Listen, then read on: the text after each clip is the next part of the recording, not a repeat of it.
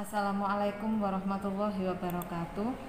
Anak-anak, sekarang kita sudah masuk di bab 2, yaitu tentang kritik dan esai atau bersikap perspektif dengan kritik dan esai. Nah, saya mulai dari yang pertama adalah tentang pengertian atau definisi. Teks kritik adalah teks yang berisi tanggapan atau penilaian terhadap suatu karya, misalnya novel, cerpen, lukisan, lagu, dan film. Sementara esai itu adalah teks yang mengungkapkan pendapat pribadi tentang suatu fenomena, peristiwa alam, tokoh, benda, dan sebagainya. Nah, perbandingan teks kritik dan esai. Jadi ada perbedaan. Kalau pertama itu teks kritik itu tanggapan isinya, kalau esai itu mengungkapkan pendapat. Jadi intinya di situ. Maka perbandingannya sebagai berikut. Untuk teks kritik itu unsurnya satu, membahas karya tertentu berdasarkan kelebihan dan kekurangannya. Jadi mengkritik itu harus menemukan sebuah karya yang harus dikritik melalui kelebihan dan kekurangannya. Kemudian dibahas lebih objektif, artinya berdasarkan teori, pendapat, dan fakta. Jadi dibahas tidak boleh ada suatu kebohongan, tetapi harus didasarkan atas teori, pendapat, dan fakta. Ketika kita mengkritik tidak didasarkan pada teori, pendapat, dan fakta, maka kritikan kita dianggap kritikan yang tidak benar. Tetapi ketika kita mengkritik itu didasarkan dengan teori, pendapat, dan fakta, maka kritikan itu adalah kritikan yang dibenarkan. Kemudian kalau esai, kalau kritik itu membahas kelebihan dan kekurangan, tetapi kalau esai itu membahas fenomena tertentu. Jadi ada fenomena, misalkan sastra, bahasa, sosial, budaya, politik, keamanan, lingkungan. Ketika muncul fenomena, maka itu dibahas. Karena esai itu bersifat pendapat, maka dibahas secara subjektif. Jadi kalau kritik itu dibahas secara objektif, maka kalau esai itu dibahas secara subjektif. Artinya apa? Artinya bahwa subjektif itu didasarkan pada sudut pandang atau persepsi penulis. Artinya berarti kalau orang membuat esai itu dari sudut pandang pribadinya atau penulisnya. Ketika sudut pandang orang itu berbeda-beda, maka dikatakan bahwa esai itu bersifat subjektif karena pendapat orang itu tidak sama. Jadi sudut pandang orang itu tidak sama. Nah, struktur. Untuk strukturnya itu kalau kritik identitasnya karya. Jadi yang dibahas itu karya. Tetapi kalau esai itu kita menulis. Jadi kita menulis dengan ide melalui satu pernyataan umum atau tesis atau pengenalan. Jadi pengenalan lebih umum awal, karena menulis itu kan mesti ada awal, ada isi, kemudian ada akhir. Nah, kalau kritik itu identitas karya, yang dibahas itu adalah karya, kemudian sinopsis karya tersebut itu diberikan sebelum kita mengkritik. Jadi kita harus tahu sinopsisnya, itu dimunculkan. Lalu baru kemudian setelah ada sinopsis orang itu bisa memberikan pendapat atau mengkritik dengan sinopsis itu. Misalnya memberikan kritik terhadap cerpen. Kita harus tahu sinopsis cerpen itu, kita tulis identitas karyanya, judulnya cerpennya apa, kemudian sinopsis ceritanya apa. Kemudian kita kasih kelebihan dan kekurangan di dalam cerpen tersebut. Jadi ada pendapat-pendapat yang kamu bisa mengkritik bahwa cerpen ini bagus atau tidak bagus. Lalu kemudian diakhiri dengan deskripsi manfaat. Jadi ketika kita mengkritik itu kritikan itu harus bermanfaat. Apa manfaatnya itu? Sedangkan esai itu strukturnya sama seperti kita menulis karangan. Jadi semua teks itu didasarkan pada pernyataan umum atau tesis atau yang dikatakan pendahuluan awal. Kemudian ada rangkaian gagasan dan terakhir adalah penegasan ulang atau penutup, kesimpulannya dan sebagainya. Di dalam esai itu yang paling inti ada di yang nomor 2, yaitu yang B, rangkaian gagasan.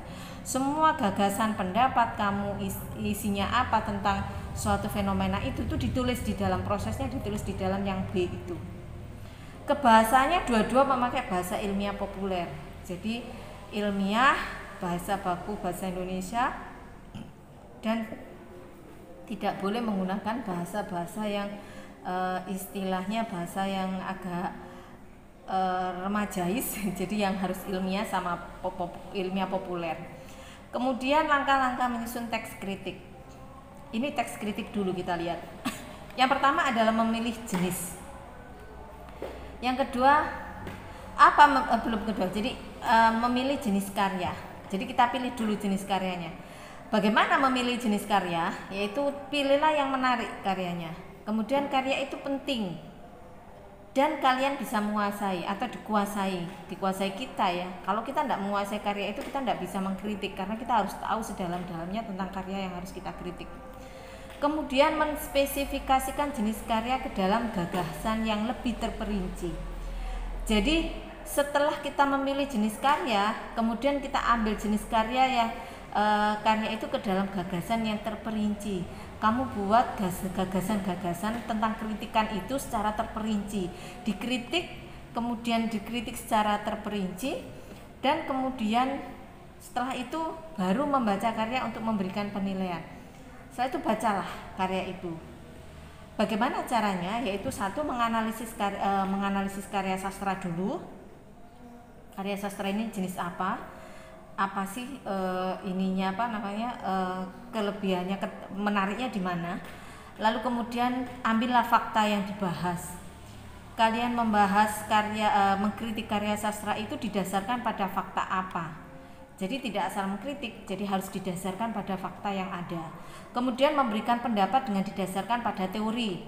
Kritik itu beda dengan esai. Kalau esai adalah pendapat kita pribadi, maka bermacam-macam pendapat kita, sudut pandang kita berbeda. Tetapi kritik tidak. Kritik itu pendapat kalian tetapi harus didasarkan pada teori. Karena kalau tidak didasarkan pada teori, maka kritik itu tidak dibenarkan. Orang nggak akan percaya dengan kritikan kita. Baru kemudian kita membuat kritiknya secara utuh.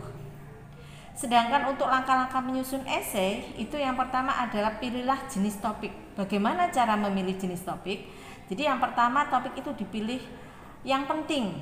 Artinya yang jadi bahan bicaraan masyarakat, sorotan masyarakat, yang bermanfaat.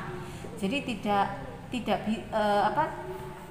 tidak akan membuat esai dengan sesuatu yang tidak bermanfaat. Jadi esai itu harus bermanfaat. Kemudian menarik. Jadi topiknya harus menarik. Aktual, jadi fenomena alam, peristiwa besar, orang-orang terkenal, khas atau langka, itu semua harus sesuatu yang in ya, yang lagi banyak orang membicarakan itu, lagi aktual, baru istilahnya, fenomenanya baru muncul. Kemudian dikuasai, kita menguasai. Jadi kita harus menguasai fenomena atau peristiwa atau yang akan kita tulis sebagai esai itu sesuai dengan pengetahuan dan pengalaman kita. Jadi kita menulisnya itu sesuai dengan pengalaman dan pengetahuan kita. Kemudian yang kedua adalah menspesifikasi topik ke dalam gagasan yang lebih terperinci, sama dengan yang kritik tadi. Setelah memilih topik itu kemudian diperinci. Gagasan-gagasannya apa gitu. Biasanya kita buatnya adalah seperti kerangka karangan, jadi per ide pokok. Kemudian yang ketiga adalah mengumpulkan bahan. Setelah kita memerinci gagasan itu, ide kita, apa sih ide kita? Ide yang pertama, ide kedua, ide ketiga. Kemudian itu ide pertama dijadikan paragraf pertama, ide kedua jadi paragraf kedua. Nah, sebelum menjadikan paragraf, kumpulkan bahan dulu. Bahan yang mau dibahas, bahan yang mau ditulis. Apa bahannya? Baru setelah itu mempertimbangkan sasaran pembaca. kamu membuat esai harus tahu sasaran pembacanya siapa. Kalau kita membuat esai di dalam lingkungan pendidikan sekolah, maka pembacanya atau esainya itu harus dibaca di lingkungan sekolah. Tetapi kalau kita membuat esai tentang kesehatan, ya berarti kita sasarannya adalah para tenaga medis, perawat dan sebagainya. Kalau kita membuat esai sasarannya tidak sama. Misalnya kita membuat esai, lalu kita luncurkan esai itu tentang tenaga medis, kesehatan. Lalu kita luncurkan di dalam dunia pertanian, orang-orang petani. Tidak nyambung gitu. Jadi harus mempertimbangkan juga sasaran pembacanya siapa. Kemudian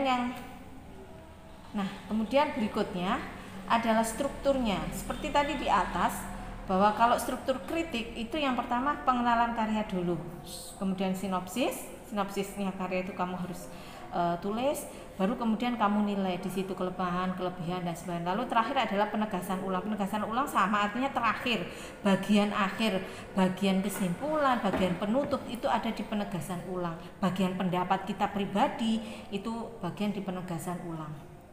Kemudian kalau struktur esai seperti tadi di atas, yang pertama adalah tesis. Tesis itu isu, permasalahan dan pandangan umum penulis. Jadi yang pertama dimunculkan di dalam tesis atau pendahuluan itu isunya apa, permasalahannya apa, lalu ditulis secara umum oleh penulis. Jadi pandangan kita secara umum saja ketika membuat itu. Kemudian dibuatkan rangkaian argumen di dalamnya. Artinya apa? Prosesnya ada di yang nomor 2. Apa prosesnya? Baru memunculkan fakta-fakta dan pendapat kita. Jadi pendapat kita, faktanya apa? Kemudian kita munculkan pendapat kita tentang fakta tersebut dan sebagainya.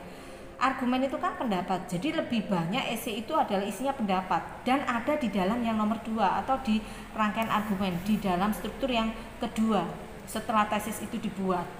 Baru yang terakhir itu adalah penegasan kembali atau saran atau penutup atau istilahnya saran kita pribadi, kesimpulan dan sebagainya itu ada di bagian yang terakhir. Nah, ini simpulan dan rangkuman. Dan yang berikutnya adalah kaidah kebahasaan kritik dan esai. Anak-anak, bahwa sebenarnya kita berbicara tentang sesuatu tentang bahasa. Di dalam bahasa Indonesia, semua jenis teks itu tidak akan lepas dari yang namanya kaidah kebahasaan. Nah, bagaimana kita mengetahui kaidah kebahasaan dalam kritik dan esai? Esai itu terdiri dari begini, kata-kata yang pertama adalah kata-kata yang menunjukkan hubungan sebab akibat. Jadi di dalam kritik dan esai itu mengandung kata-kata yang menunjukkan kausalitas. Atau misalnya apa Bu? Contohnya misalnya dari kata sehingga, sebab karena itu adalah penyebab. Lalu yang akibat bisa akibatnya, kemudian bisa sehingga dan seterusnya. Lalu yang kedua adalah kata-kata yang menyatakan penilaian atau tanggapan. Berupa tanggapan, pendapat pribadi. Misalnya saya menyarankan atau sebaiknya, ada kata-kata seperti itu. Lalu yang ketiga ada kata-kata kerja mental. Ya, ini kata kerja yang menyatakan kegiatan abstrak atau tidak terlihat. Apa sih kata kerja abstrak yang nggak terlihat itu? Jadi misalnya kata merasa. Kamu bisa nggak melihat merasa? Nggak bisa, karena abstrak. Kemudian menikmati, bisa nggak kita melihat menikmati? Nggak bisa, karena abstrak. Jadi kata kerja mental itu kata kerja yang abstrak, nggak bisa dilihat, tapi bisa dirasakan. Kemudian menolak, sedih, tersinggung, dan sebagainya. Ada kata-kata perujukan atau rujukan. Apa sih kata perujukan? Kata perujukan itu kata yang digunakan untuk merujuk bagian teks sebelumnya maupun sesudahnya dalam suatu kalimat. Jadi dirujuk. Contohnya apa? Ada 2. Jadi ada berjenis anaforis, ada yang kataforis. Yang anaforis itu adalah kata yang rujukannya itu disebutkan di sebelah kanan atau setelahnya. Jadi misalnya contohnya apa Bu? Iya, dia, nya, mereka. Jadi begini, ada kalimat Nina pergi ke pasar. Dia, nah dia itu merujuk pada kata yang di sebelah sebelumnya.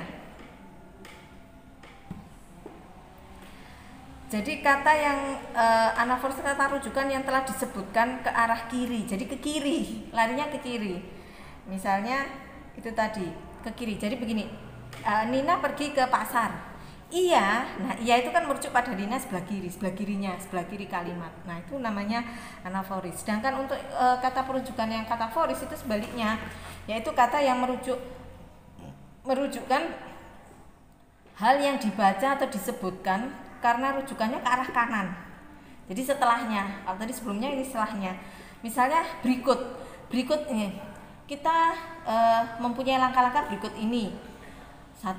Nah, dia harus, kata 1 dia harus itu adalah merujuk di setelahnya. Jadi setelah kata berikut.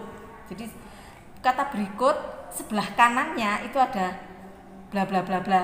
Berikut ini adalah bla bla bla. Jadi merujuknya ke kanan. Kemudian meliputi, kata misalnya, contohnya meliputi berikut ini, begini, yakni dan yaitu. Kalau di dalam kalimat misalnya begini.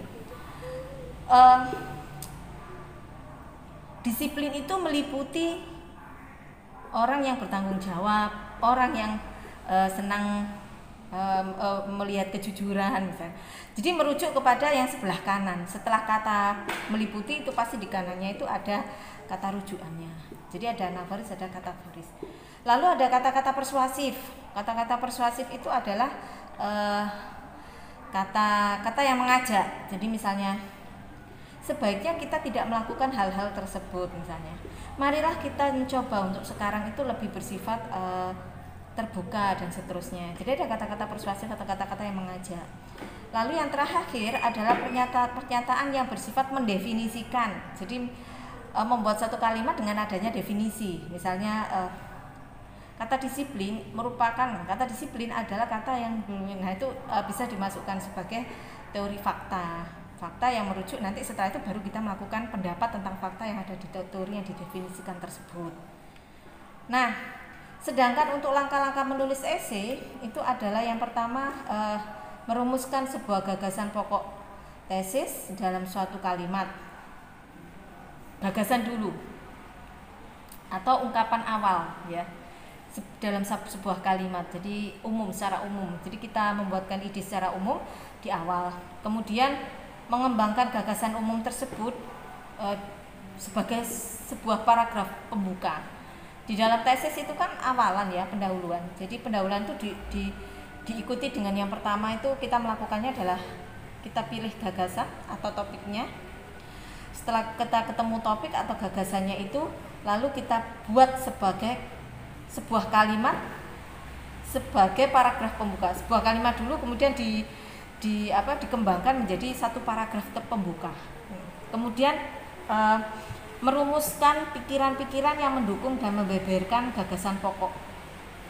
Setelah gagasan pokok itu ada di paragraf pembuka, kita melakukan gagasan pokok, kita buka lagi gagasan pokok itu dikembangkan lagi, didukung, dibeberkan di dalam paragraf berikutnya.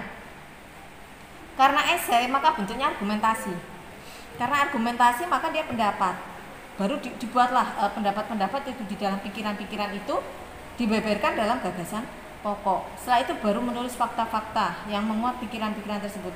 Setelah kita mempunyai pikiran tentang gagasan tersebut, kemudian kita rujukkan kepada fakta-fakta. Kita harus melihat fakta. Oh, faktanya begini. Maka kalau saya berpikir seperti ini, itu faktanya begini. Nah, itu biasanya begitu. Kemudian mengembangkan pikiran-pikiran dan fakta-fakta tersebut secara orisinal dalam beberapa paragraf. Nah, buatlah kemudian dalam beberapa paragraf panjang, besar, dipadukan dengan paragraf-paragraf tersebut dengan tetap memperhatikan kesesuaian dengan topik utama. Jadi jangan melebar. Topik utamanya tentang A, ya kita berbicara tentang lingkup A saja. Jadi tidak boleh melebar kemana-mana, sesuai dengan topik utamanya. Baru menyusun paragraf simpulan sebagai penegasan ulang. Nah, paragraf terakhir, dan kemudian setelah selesai semua kita sunting. Nah, kita sunting itu artinya kita cek kembali, menyunting esai. Kita cek kembali apakah tulisan kita ini sudah pas atau belum, kebahasaannya sudah cocok apa belum, apakah ada yang perlu diedit dan seterusnya. Nah, itu saja dari saya. Terima kasih atas perhatiannya.